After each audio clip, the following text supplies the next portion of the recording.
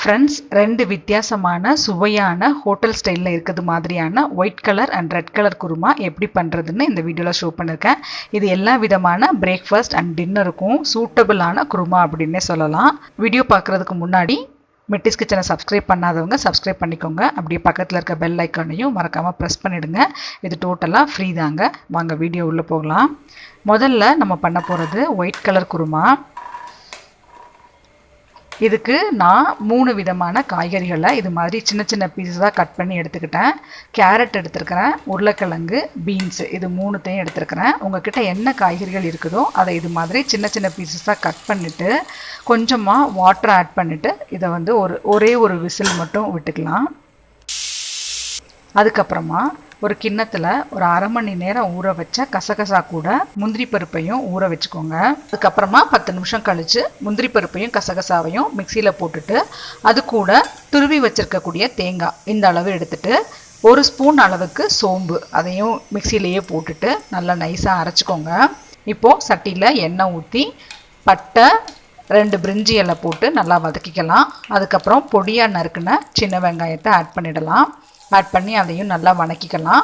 நல்லா பிங்க் கலராக மாறின உடனே இது கூட 4 பச்சை மிளகா, கருவேப்பிலை சேர்த்து இது மாதிரி வதக்கிக்கலாம்.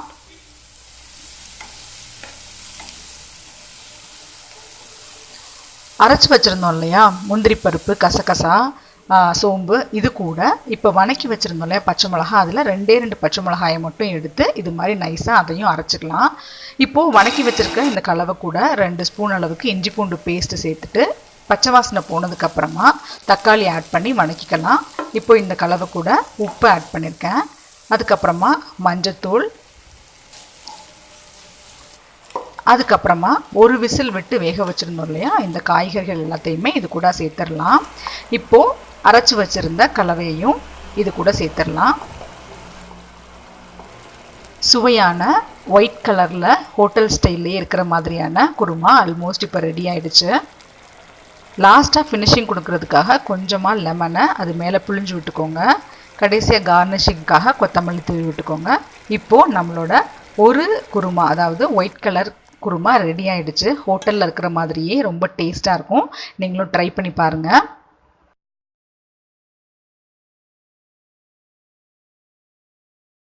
அடுத்தது நம்ம ரெட் கலர் குருமா செய்யலாம்.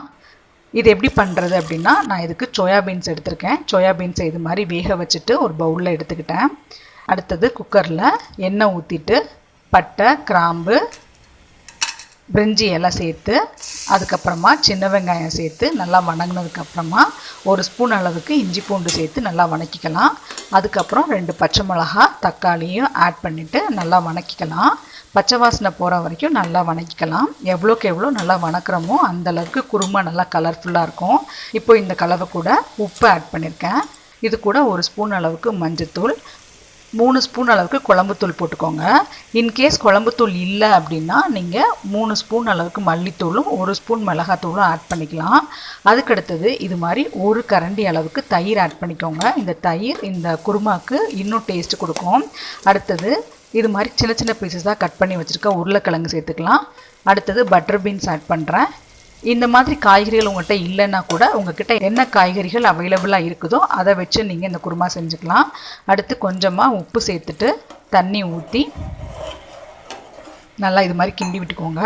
அடுத்தது சோயா பீன்ஸ் நான் வேக வச்சுருந்தேன் இல்லையா அதையும் ஆட் பண்ணிவிட்டு குக்கரை மூடி ஒரே ஒரு விசில் வர வரைக்கும் மட்டும் வச்சுக்கலாம். அடுத்தது மிக்சியில் 4 முந்திரி பருப்பு, 1 ஸ்பூன் அளவுக்கு சோம்பு, இந்த அளவுக்கு துருவி வச்சுருக்க தேங்காய், இது எல்லாத்தையுமே சேர்த்து நல்லா நைஸாக அரைச்சிக்கலாம்.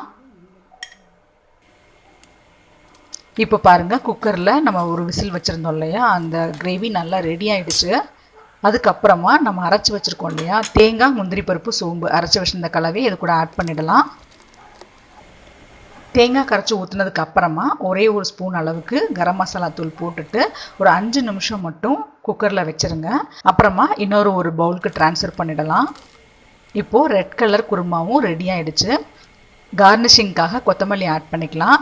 ஃபினிஷிங் ஸ்டேஜுக்காக 1 ஸ்பூன் அளவுக்கு பட்டர் ஆட் பண்ணிடலாம்.